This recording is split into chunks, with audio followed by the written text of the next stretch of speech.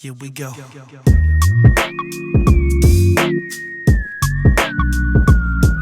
Yeah.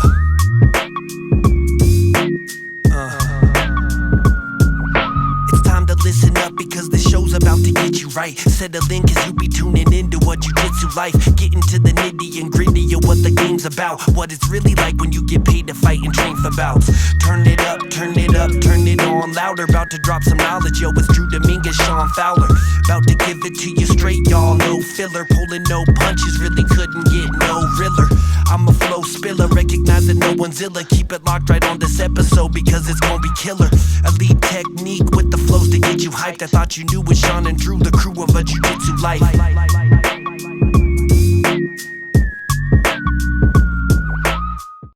Good morning, everybody. Shawn Fowler of FIVE365, and I'm here today with my co-host, Drew Dominguez. Good morning.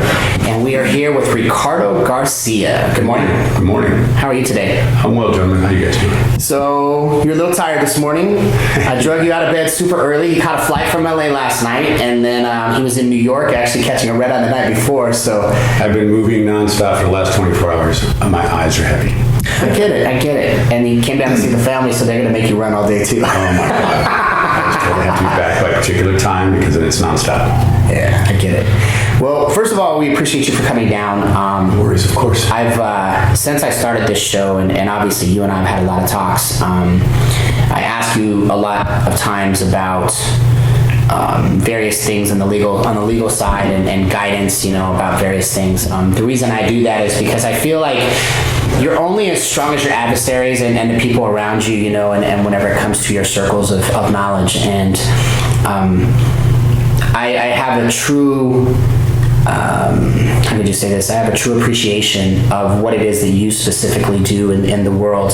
And the reason being so is because many of my family are in that position, and I get to watch so many things that you do, and I really appreciate what it is that you do for the community. And I know that it's not the highest pat on the back type of job, but let's tell everybody what you actually do.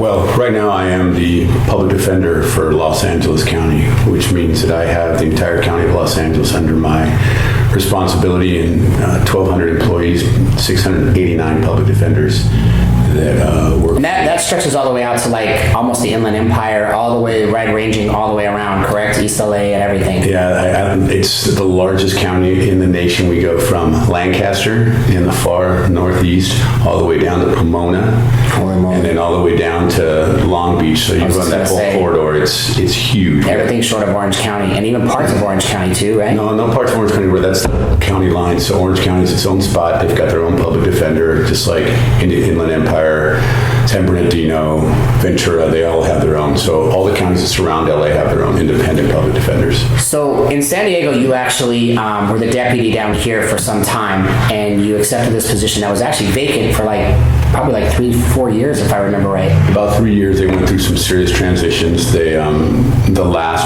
permanent public defender left, and then they went through 3 interims and acting public defenders until I was appointed in October of last year. That's awesome. Really that. So now you were working here in San Diego. Are you making that drive back and forth every week and weekends? How's that working for you? I make that drive every weekend right now. Every once in a while my family comes up if they're still living here in San Diego. So I shoot down, don't fly down. Public defender salary, although I wouldn't mind a helicopter. Hey. I drive down usually on Fridays in the evening, or take the train and shoot back up first thing on Monday morning. Make it like a regular work week for the kids. What time do you leave?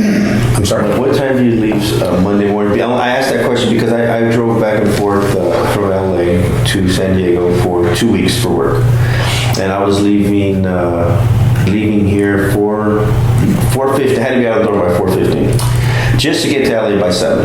Yeah, I started leaving about 4:50 on Monday mornings, and then it went to 5:15. Then it went to 5:30, and now basically it's like 7:15, right? It's when my eyes open and get my rear end in the saddle and get in the car. I not to sound full of myself, but one of the advantages of being the boss, I realized later on, was that I didn't have to rush to get to work in the morning on Mondays. I could, take a little time on Monday since I'm there late every other day early. The traffic's just terrible. It's horrible, that 5. Actually, it's a little bit softer if you take the non-traditional, take the 405 to the 110, the 110 into downtown LA. There's still traffic on that 110, but it's lighter than the going straight up the 5 into downtown. I would just take the 5, cut across the 91. Okay, this is the route. It was start 5. Yeah.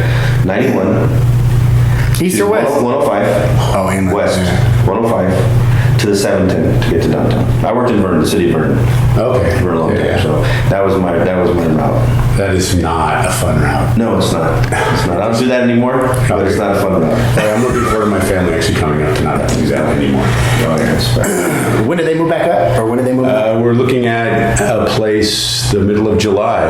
We're going to rent for a while, kind of get our feet underneath us. The boys are in school. My wife has a job. Dawn has a good job now, and so once we settle into LA, figure out a nice Will house. she be able to transfer that job up there? She actually applied to a job, and she's working at what is she working at? At a charter school in Altadena. Okay. Oh, she's already driving back and forth? No. She'll start next school year. Oh, I was like, holy moly, Batman. I didn't realize that she was already back there. I mean, because I know Simon's been here, but it's been hit and miss, you know what I mean? He's got soccer and stuff, so. Soccer and mom is, I'm not putting any requirements on what she does with her time when I'm not here. Super busy. She's running marathons. She's crazy. I don't know how she does it. I do not know how she does it. I should probably tell her that more often instead. Just kind of tells her enough. You've been apart from your family. You've driving back for what, 6-7 months now? Yeah, it's 8 months since How I do you deal with that? I mean, you just dive into work and... Yeah, I mean, during the day, it's not as bad. You do dive into work in the morning, do what everybody else does at work, and the day goes by like that. Usually, my days can be pretty late. I can, be done depending on what events or something that I have to do in the evening, 8 or 9 o'clock at night. So it's a long day. It's a great day. I feel fortunate to be able to do it, but it's the evenings, honestly, when you get home and you're used to being with your family. I'm a family man. I don't... Eating dinner by yourself? Yeah, I eat out a lot, put on a lot of weight. At restaurants, I can tell you where to eat downtown if you're... That was my next question. How's the Mexican food in LA compared to San Diego? How good or how much? How good? LA has it's getting expensive everywhere. Yeah, I think the food in both towns is exceptional. LA has really great, easy access food from all over the world. San Diego has great food as well. The difference, I think, is that LA has an absolutely better multicultural palate. So you can eat food from anywhere you want, anytime, from home cooking to fancy. Where's some of your favorite places to go? Like it. I spent, actually, this is going to sound cheesy, I spent a lot of time in Grand Central Market because it was just a little bit down from my office. And I explored all the places in there. And I'm not good with names, but there's 2 spots. There's a Tosteria that has the best fresh ceviches you could get. I've had almost anywhere. And then there is a Cajun place that also has really great oysters and mussels and things of that nature. Nice. So that place is fun. It's easy when you're late. You don't want to sit, look at a menu. You walk in, you point, and can I have that and that? And they bring it to you, and it's tasty. It's the best. How about Placito Vera? Have you made your way down there? To which one? Placito Vera? Yeah, I've been to Plaza Vera. I love the cultural environment there when they have events and the feeling of the place, but and someone's going to get mad at me. It's not the best authentic Mexican food in LA. And I have to say, coming from San Diego, I don't chase down Mexican food anywhere else because we have such great Mexican food here in San Diego. We have a mecca, I think, of. Didn't we invent the fish taco right after Baja brought it first here? We have great food in San Diego. We have amazing food in San Diego. So in LA, I've got to hunt things that I can't find in San Diego. Have you had an opportunity to go to San Pedro fish market? I have not been down to San Pedro fish market. Me and him talk about this all the time. San Pedro is awesome. How about Felipe's? Felipe's, yes, very good. Oh, that's a spot. That's a spot right there. Yeah, and there's something Before Dodger game, we used to go to Felipe's, get our sandwiches, our little bowl of soup, and your 10-15 cents coffee for my dad and my grandfather, and we head to the games. Have you had an opportunity to go to Dodger game? I'm from LA, yes. Yeah, nice. Have you had an opportunity to go to a Dodger game yet? Look, you're gonna make me look bad here on the show. No, I have not been to a Dodger game. I've had two chances to go and I didn't go. They play at 1 o'clock today, so you're gonna be here overnight, though. I was gonna say we can make a run up there right after this. Last place. Okay. San Antonio Winery. Yes, yeah, that place was good. I went there. Actually, one of the first places I went to when I was in LA. Tuesdays, there's a standing lunch event that happens in the county of Los Angeles, and so it rotates different locations, sponsored by a different person. It's kind of a place to connect, do some business connections, and I went there the first time. That place was good. I like being able to look, when you don't know a place, you can look at the food and pick what you want, and they bring it to you. That was a good spot. I liked it a lot. And plus, it's, again, these places you've named are they're not just good places to eat where you can get a nice meal. They're institutions for Los Angeles. They're so much part of the people and the culture. You got great-grandfathers, great-grandmothers, grandfathers, sons, daughters, parents, everybody. It's generations working in the same restaurant. Not just working, but going there to eat, and it's both of those things that I think LA has a really rich culture of. And people from LA, I've really noticed this more. I'm from LA originally, but having left and come back, the one thing I have noticed about that city, amongst all the other things, is that the people, the real Angelinos, and that's not to say that transplants are Angelinos, but the people who were born and raised, they seem to stay, and they don't just stay in LA. They stay in the communities where they grew up, regardless of often how successful they become, even if they come from working class communimunities. They stay in those communities. And most of them will still buy houses in that community and still stay in that community for whatever reason. I agree with you 100%. And that's true appreciation of your community. And I think, most importantly, being able to pass culturally down from generation to generation is something that in some cases is being lost in communication and dialogue, depending on the culture. Various locations. I think I don't think LA is not one of them though. That's what's so amazing about it. LA definitely, people hold on to it. That's always, it was good to grow up in Santa Monica as a kid. I didn't realize how lucky I was to be in Santa Monica. Because when you're a kid and you're growing up, you don't think, oh, I'm growing up. You don't notice the things around you. No, you don't notice how nice it is until you're an adult. But now, my sister, my brother are still in Santa Monica, and of course I'd love to transplant there, but it's prohibitively expensive for anybody who hasn't been there for a generation or two to move in. So I will not, unfortunately, be moving back to the community where I graduated high school, but I will be in LA close enough to, Where did you do your undergrad at? UC Santa Cruz.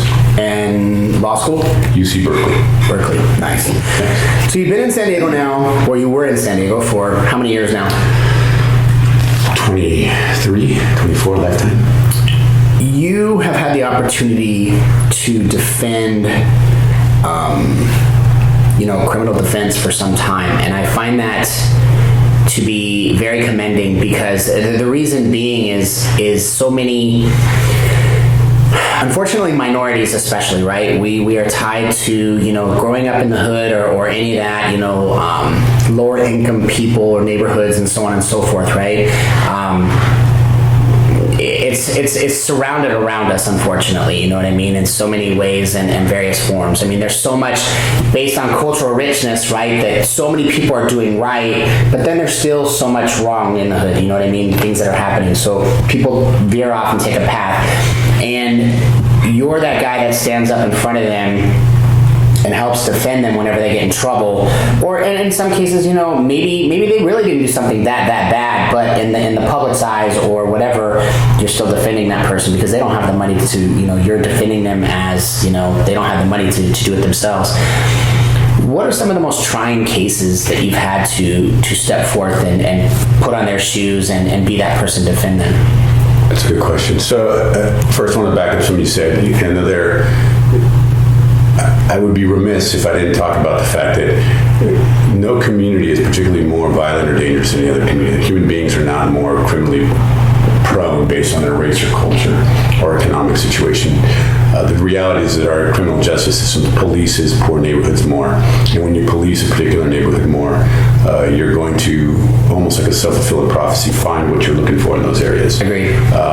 In addition to that, the statistics are ridiculous in the percentage of African Americans, Latinos that exist, particularly in San Diego, that live in San Diego, and how many of them populate the jail. So We have to start from the understanding, I believe, in the premise that our criminal justice system is unjust and treats people of color, minorities, the poor in a way where it presumes oftentimes criminality that isn't there, and is not a balanced, fair system. Beginning from the way we police, walking into the way we do bail, oftentimes the way our court systems work, and certainly the way our prison systems treat and I'll say warehouse members of our communities. So I sort of start from that premise, and then when I look at the most difficult cases that I've had, you can break them up into two parts. You can break them up into the most complicated, flashy, fun, sort of fun is a general word meaning intellectually fun case, to the ones that have had to the smaller ones that have had the most significant impact. And there are two really cases that when I started my practice early on, really had a massive impact because it spoke to the things I just kind of briefly glossed over. And the first one was, I was a brand new lawyer, and there was this African-American man in South LA, and what he did was he lived in this apartment building. In the back alley was a shooting gallery where people go out to do heroin, whatever they were injecting. And the addicts would leave their needles out, on the ground. Kids played back and forth in the alley. They ran, they rode their bikes. And what he did was he would go and he'd collect the needles. And he was an older gentleman, and probably now that I'm 50, it doesn't seem so much older. But back then, when I was in my 20s, it seemed like I was a long time ago. He was doesn't time to do that. He was in his 60s, probably early 60s. Right. And he'd go and he'd collect the needles, and then he'd snip off the tips and throw them all away in a dumpster. He had some argument with one of his neighbors. They called the cops. The cops came to his house and they saw this bag of needles that he was getting ready to dispose of, and they arrested him for possession of a syringe. It was pretty jacked up. Yeah. It was, and it hit me because he tried to explain to him. He explained to them.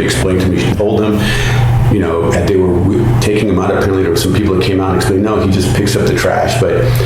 For whatever reason, these officers chose to arrest. And more frighteningly is that at that time, the city attorney's office chose to charge him. And he wouldn't plead guilty, and I don't blame him. He said, no, I didn't do anything. And he could have tested, you know what I mean? And done a drug test and tested negative. Well, they didn't charge him with the use. It was possession of the needles, which is a crime itself. Right. So, low level. This is about a low level. I don't think it's a crime anymore in California, but back then it was. And we took it to trial because he refused to take responsibility for possessing the needles other than temporarily, which is a lot to get rid of them. To dispose of them. Yep. And we went to trial, and the city attorney and the court and the officers, and they all treated him while he was in that courtroom, and they treated the process and the charges as if they were more than I think what they were. Right. Or maybe I thought it was that way. I can see. I'm already listening to it and I'm getting mad, and I'll tell you why. I don't know if you guys have recently seen the documentary on When They Seen Us on Netflix. I actually just had it. And that's hard to watch. It's huge. That's hard. It's very hard to watch. I agree. And so just to end that story, we went to trial and we were successful, got a not guilty verdict. And the jurors afterwards wanted to talk to him, but he was done with us. I think he left that courtroom faster than anyone else. He was just done with us. He just probably felt depleted. You know what I mean? You think about it, you feel victimized, depleted, and also, like they belittled you at the same time. It's kind of all in one. Yeah, I really felt at that point that just was a lesson for me about the system and how petty it can be. And oftentimes it is. And then the other case was, again, I was a brand new lawyer. I hadn't been practicing more than a couple of years. And it was before, as the gas lamp was developing, it wasn't quite what it is today. And my client was a Buddhist monk, so he claimed, but he did have the robes. He was wearing earphones. He's probably carrying a Walkman, if you remember those. Right. He's walking across the street. Or a CD player, way back when. Yeah, that's probably what it was. And he jaywalked in front of a cop downtown, and the cop... and it's so weird because downtown wasn't developed back then. It was only 4th Avenue and 5th Avenue, and everything was actually on 5th Avenue minus Cafe Sevilla. Right, that's right. Cafe Sevilla was over the side. Good memory. Yeah. I used to go. That's a good spot. When you're young, that's a fun place to go. So That's actually the only one still standing down there. is it still there? That's the only restaurant and bar that is still actually there In that after area. 20 plus years. I mean, even Horton Plaza now, which was a huge mall for years, is now closed. There's only Macy's and the Levi's store left there. They're converting the whole building into apartments. Wow, I'm not surprised. I don't know where they're going to house, where they're going to get the money. Who can live there? It's ridiculous. I don't know. Downtown actually is out of control, and I don't know how anybody can live downtown. Housing is crazy. But anyway, just to end the story quickly, he asked me, so well, I can go on. Lawyers, we can talk. I like it. I like it. But these are stories that are important. People need to hear these kinds of things. Like it's the bias of the justice system. Well, and the thing is, it depends when you learn it. If you're a public defender, a couple things happen. You learn this in your career at some point. You're going to learn it. You're going to see it. And you're either going to recoil from it, or you're going to engage it and be a stronger advocate, or you get politicized, or something in between. There's a lot of, combination of those. And in that case with the guy, he jaywalked. The officer called for him to stop. He didn't hear him because of the earphones. The officer came up and grabbed him physically. The kid went down in like his passive resistance way. The officer pulled out his asp, put some harsh pressure lock on the kid's arm and wrist, picked him up, stood him up, handcuffed him in the back, and charged him with resisting arrest. And so we went to trial on that one as well. And we were in front of a judge. I won't name the judge. He's retired though. Former police officer, former DA, former judge. And no one told me he was a former cop. I was brand new, so I took a 148 as resisting arrest on an officer to trial in front of him. And the officer was a veteran, been on patrol for a long time. And I thought it was slick, so I got a bootleg copy of the use of force policy manual for the San Diego PD. So I was all excited. I was going to cross-examine that cop and show how he used excessive force. And the judge shut me down, wouldn't let me ask the questions. And the judge and I got into an exchange where he said, on the street, the police officers run the show. And in this courtroom, he said he ran the show. It was in front of the jury. I was a young, naive public defender, and I stood in front, squared my feet and shoulders to him, and I said, "No, Your Honor, with all due respect, the Constitution of the United States disagrees with you." And that was the beginning of the end for that case for me.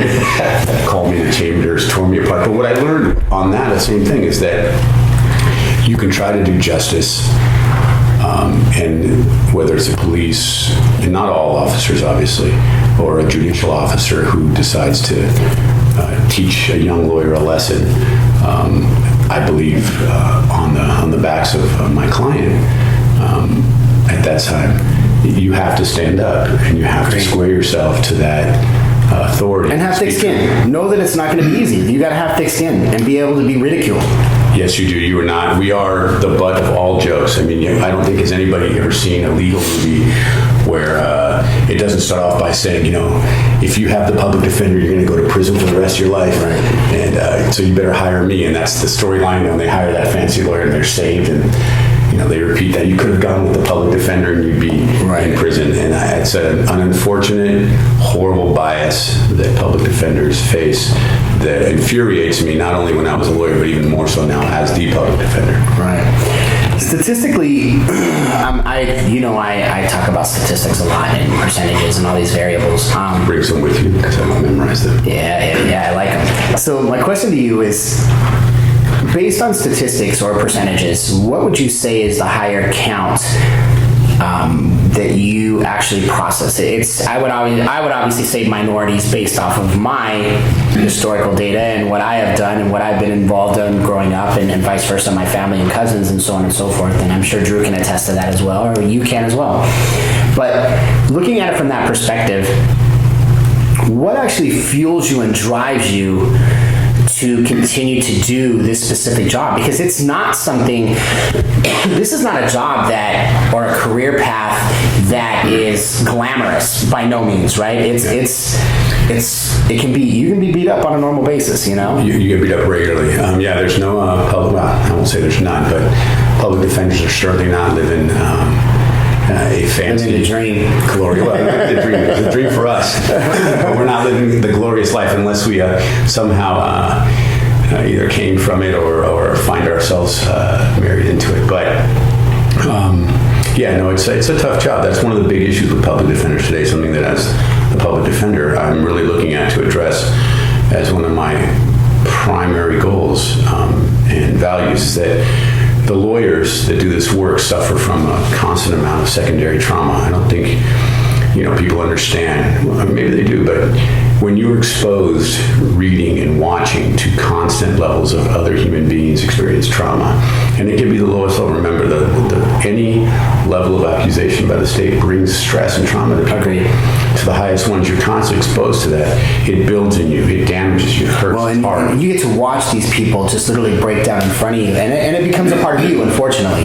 It does. You have, first and foremost, our clients and their families who are going through immense amount of trauma, regardless of the situation. The more severe the crime or the allegations, obviously the more severe the trauma. Then, of course, you can't forget, and you should never forget, the actual victims, because there are victims. Agreed.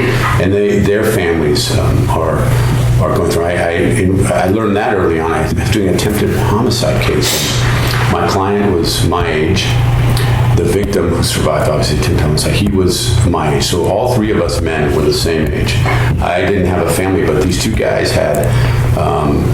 both had lovely families, a wife, 2 kids. Their boys were about the same age.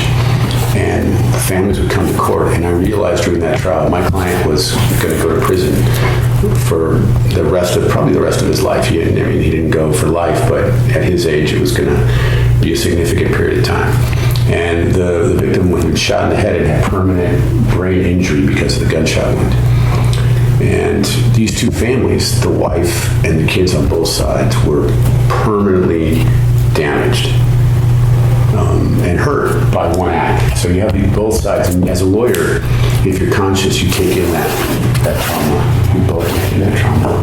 So dealing with that and finding ways to deal with the trauma and the stress and the emotional wear and tear on you, I think is something that I have focused on in my career. And as I promoted in the public defender's office here in San Diego, I focused on how to share my experience with longevity, and then now as the public defender.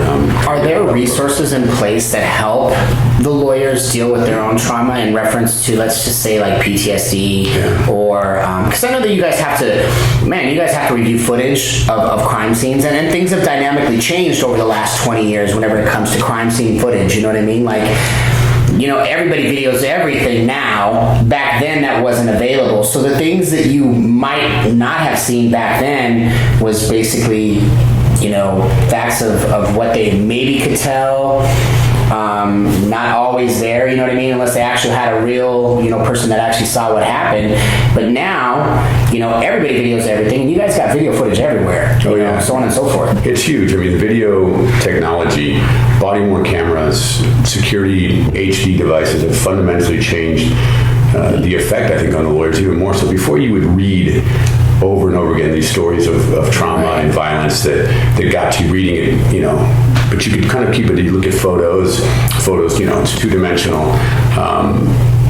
And then, as video surveillance got better, you could see the act from a distance, or you could see the person from a distance having whatever happened to him writhing.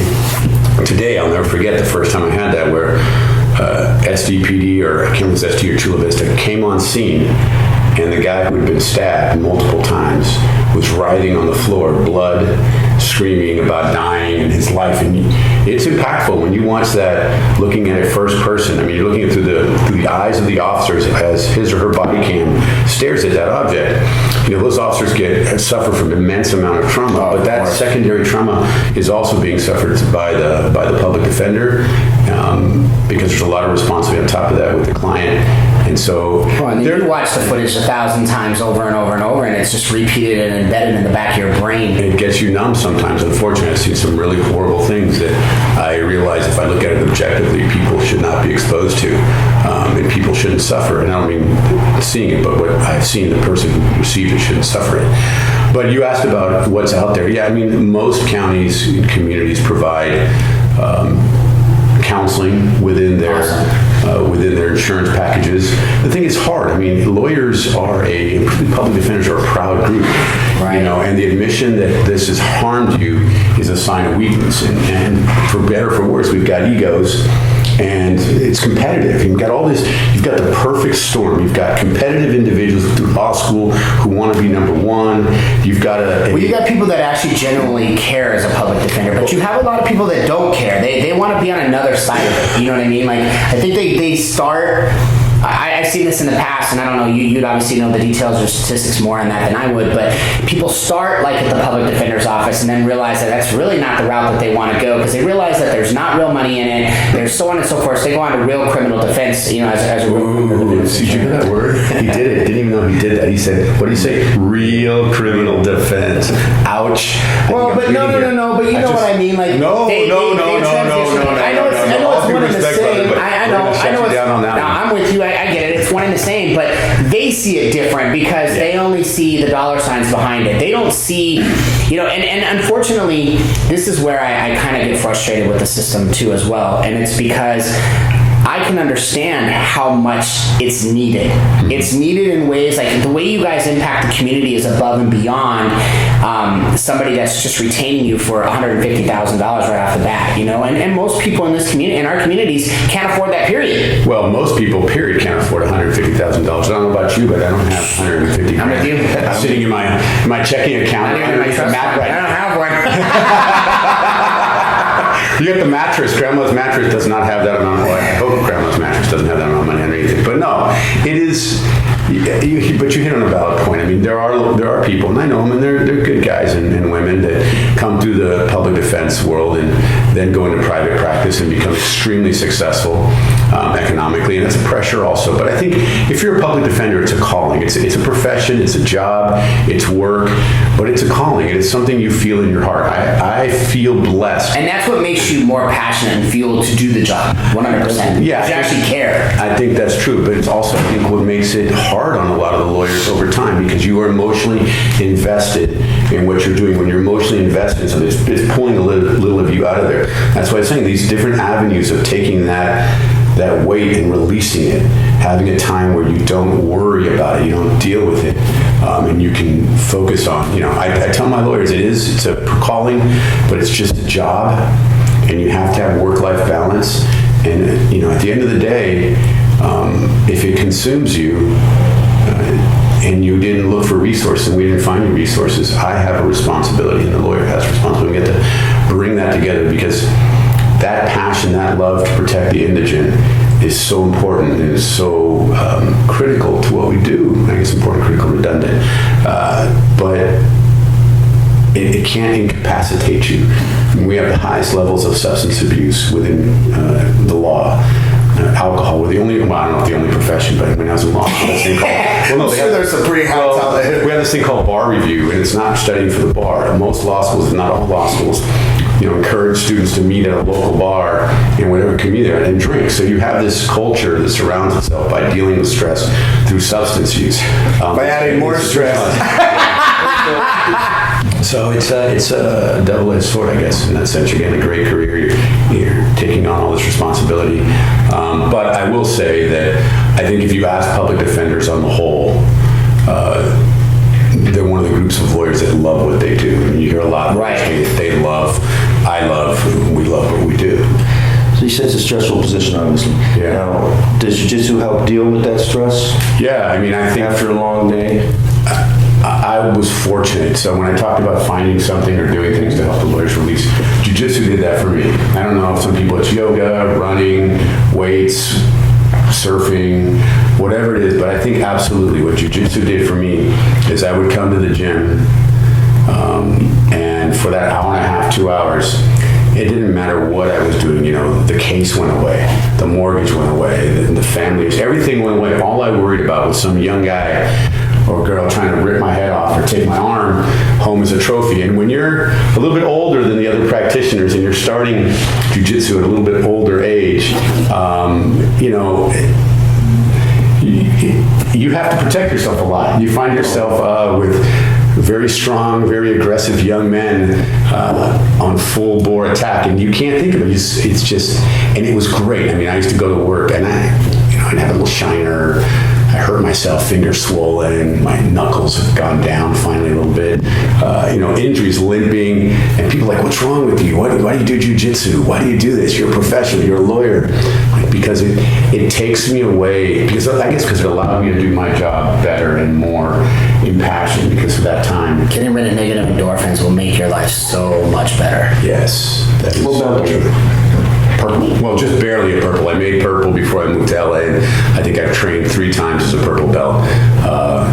So I prepared myself. You've been acclimating to the new job. I get it. It's tough. It is. I had all these grand ideas of what I would do. You think you can just transport one base of knowledge to another location, but you can't. You have to own up. I guess it would be like someone who is a high belt in jiu-jitsu, let's say, or we'll take it a different way. We get kids that come in that are good wrestlers or good in judo. Oh, they right? come in and get smashed. Yeah, the first day they come in, no one knows how to handle them, right? Because they're doing all these great throws or weird movement. They're like fish. You can't get a hold of them. But once you realize they're wrestlers, you smash them because they only have like 3 possible things they can do to jiu-jitsu. Right. And they don't know how to deal with the gi. And they give up their back instantly. Yeah. So, but it's the same thing, So I imagine I took this job, and I had this job in San Diego, and I went to LA, and it's still being a public defender, and I just thought, well, it's like, it's wrestling, it's like grappling. I'm going to go grapple over there, and it'll transition quickly. No, I'm getting smashed and choked out pretty much every day. But you got to remaster. You have to remaster what you're doing. I mean, down here, you were the master down here. Up there, you got to remaster everything. That's right. It's good. As you know, and any time in your life, if you're fortunate enough to, you should always be learning. I mean, if you get fortunate enough to make a transition that allows you to redefine and reinvent yourself, it's such a blessing. And it's an opportunity for growth. Yeah, 100%. I can say that I think about jiu-jitsu every day. Every day. And he gets a message pretty regularly about it. I do, and I tried a couple schools up there. Again, they're newer schools, so you got a lot of young guys that are brand new, and an older purple belt, not older, yeah. And so the truth is I got to take care of my body more, so I'm looking for a place. And once I settle in with my family, I want to find a school that has a good variety of practitioners. How close is Altadena to Santa Fe Springs? Well, it's far. It's pretty far, right? It's really far. Yeah, it's like like 45 minutes or something. And the thing is, as well as I do, is you get to a stage, unless it's your profession, if you have to travel a long way, you don't want to do that on top of the other part. No, and LA traffic, it could be 15 miles away, and it's still 45 minutes. Oh my God, we know all about it. So by the time you get there, you're like, forget it. I can't do that. Okay, so purple belt. You got your purple belt before you left. Yes, we kind of did this. We kind of did this backwards. Yeah, what, backwards? We kind of did this backwards. Normally, we talk about jiu-jitsu like in the very beginning of the interview, but I feel like I'm so passionate about this specific interview. I wanted to really talk about all the other things before we hit on just jiu-jitsu. So I think that worked well because now you can kind of know what I do and then how does jiu-jitsu affect that life? Because that's my life. I will always be a public defender. Exactly. So I see what you did there. Nice. So good question here. Do you have your gi? Because there's class today. I know. At 9 a.m. Talk to my Where'd you get purple belt from? From you here at HONU. Oh, you guys hey. to me. Yes, Ricardo is one of my students. I love him. And you know what? This was a great school to come to. I'd been at, I started off at the University of Jiu-Jitsu under Saulo and Sanji, an amazing school.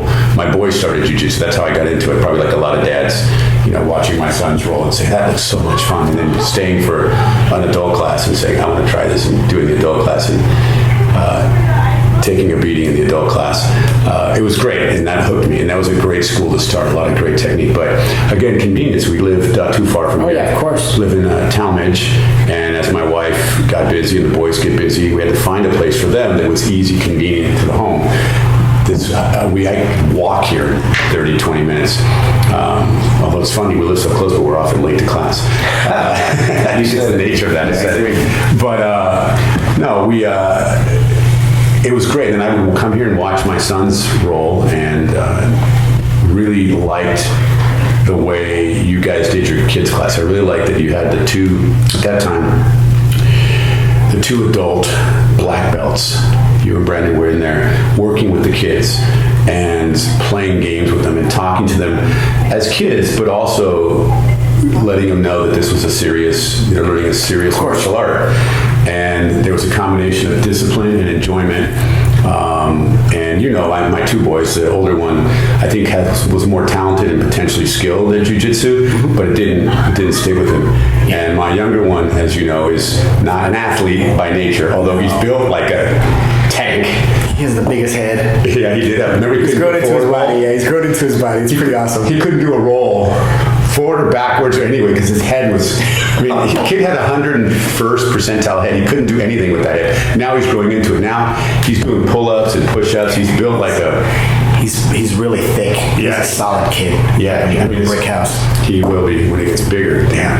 But he did it. He stayed with it, even though he wasn't a natural talent for him, and it was something that was very frustrating for him. He would be so frustrated with his inability to learn the things that other kids. So good. He got much better. He comes home now when he was doing it more regularly when I was around, just excited about his technique. And so I watched, and I decided just to come and hang out with you guys, and it was a great decision. First, again, the convenience. I could come more regularly, and I really liked.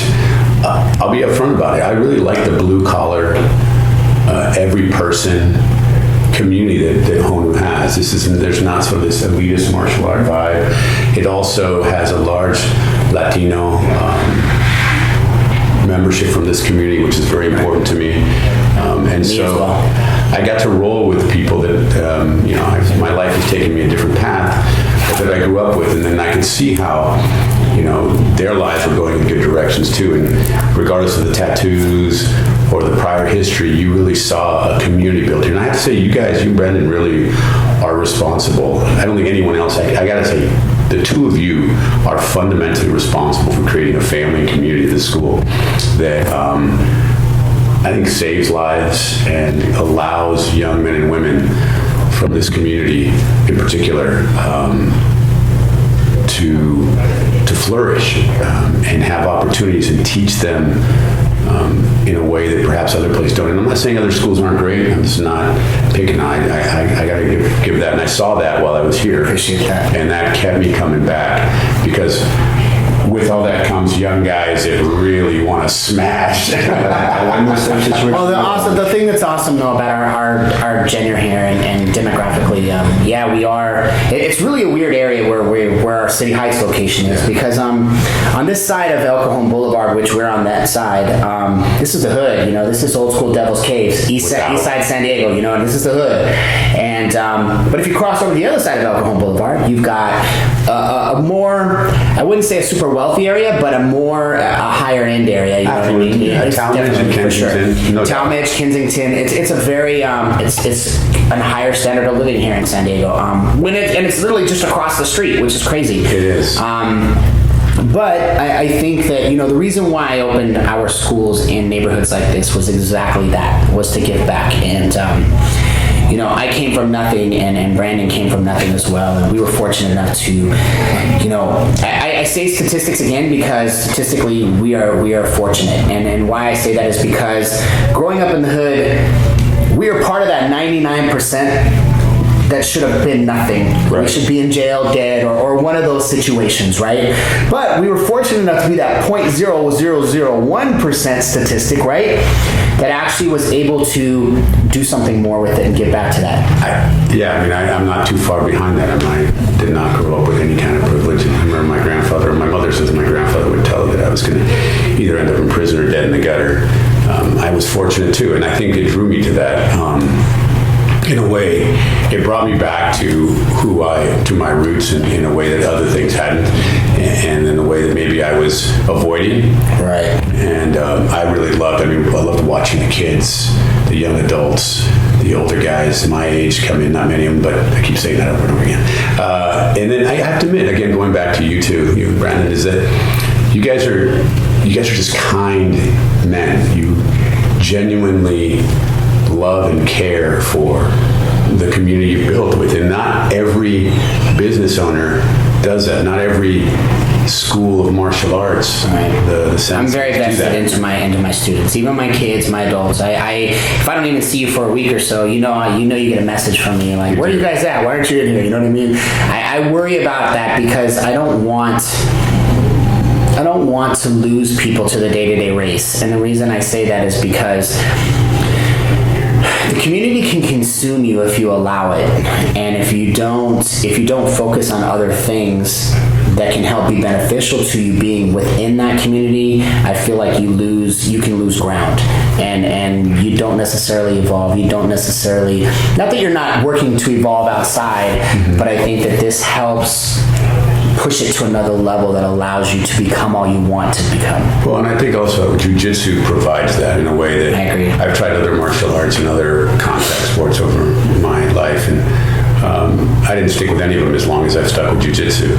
And it is so different in that it is really, it's for everyone, as they say, at any age, from any economic background, so it does not see color, it does not see race, it does not see gender. No. And it allows you as a person, like I said, to sort of peel away all the trappings of life and get caught up in that moment. I mean, if you roll that, when you're rolling and you get a good position on somebody and you catch it, and the feeling it has, and then if you make a mistake in that, certainly I make a lot of them, and they reverse you, and suddenly they're in the dominant, I laugh.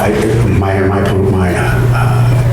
friends and posts I roll with always looked at me funny, because every time I made a mistake and was aware of it and I got caught, I would just laugh at the beauty of knowing that and the growth, because the next time I thought I wasn't going to do it, I could do it again. And it's just, you can move and flow with another human being, and everything is learning. Every step is learning. It's a puzzle. And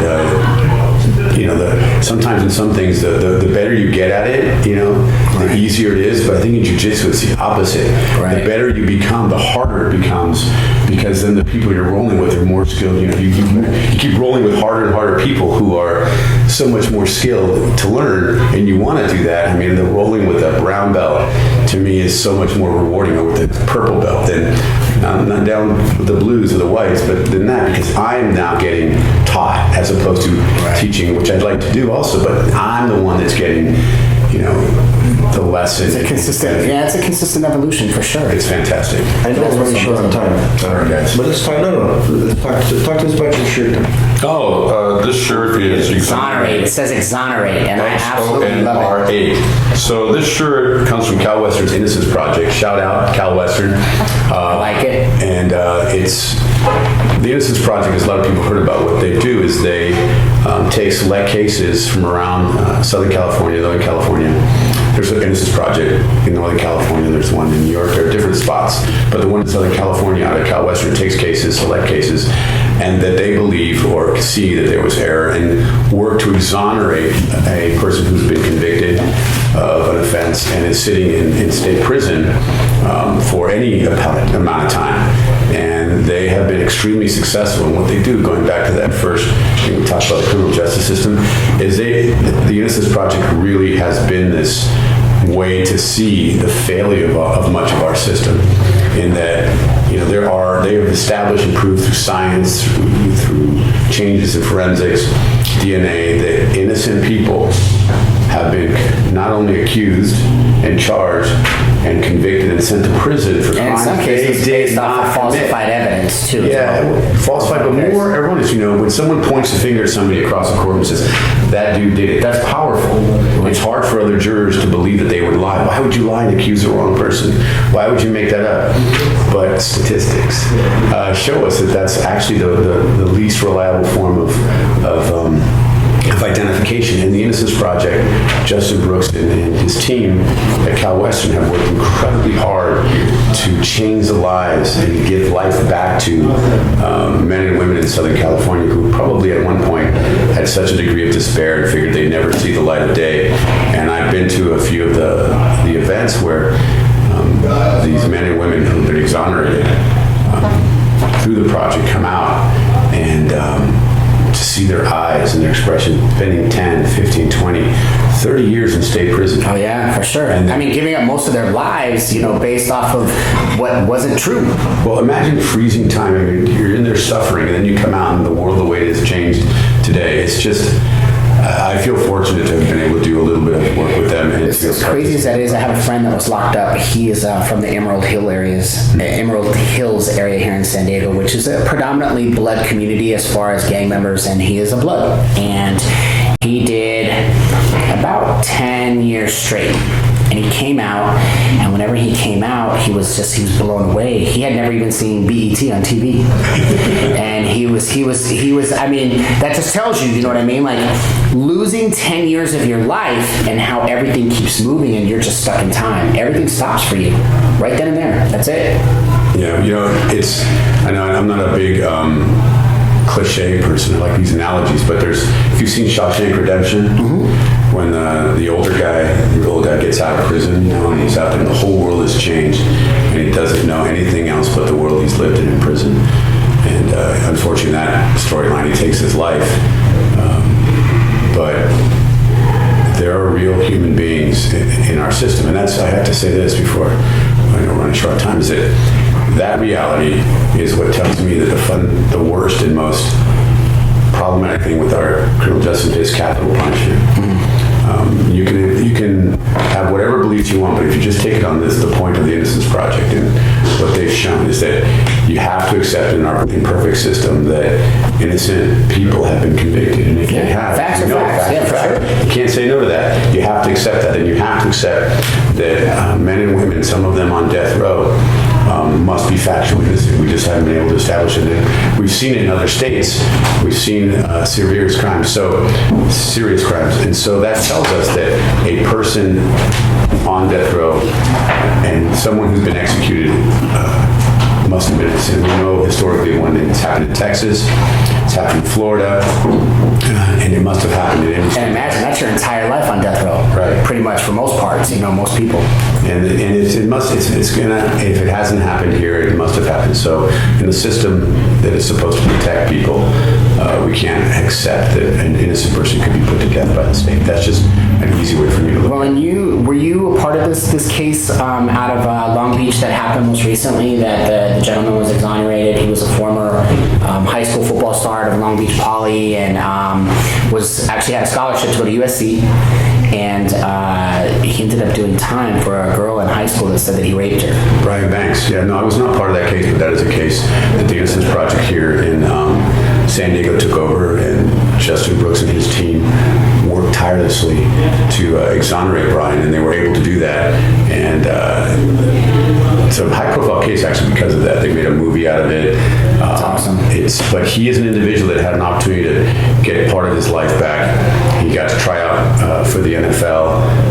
His SC coach, I believe, gave him a chance for the Seahawks. Pete Carroll. Yes. And,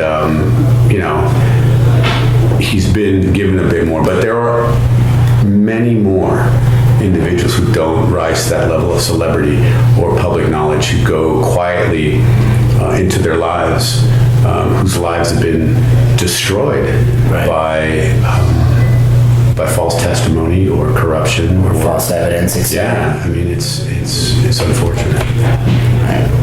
All right, so as we wrap that up, where can people find you on Instagram or Facebook if they wanted to reach out to you? Yeah, we have a LA County PD, LACPD, I believe is our Instagram site.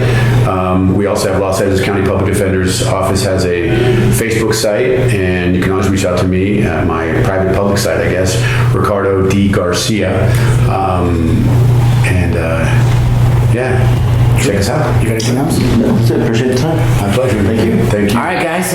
For this episode or any other episode, please check us out at FIVE365.com. Coming up, we will be in San Diego July 13th, and then following that, we'll be in Chicago. So for all of that, or any of these episodes, please check us out at FIVE365.com. With that, we wrap up Sunday. Ricardo, we very much thank you for your time, and we look forward to seeing you again soon. It was really an honor to be here. Thank you for inviting me to be here. All right, guys. Have a good time. Thank you.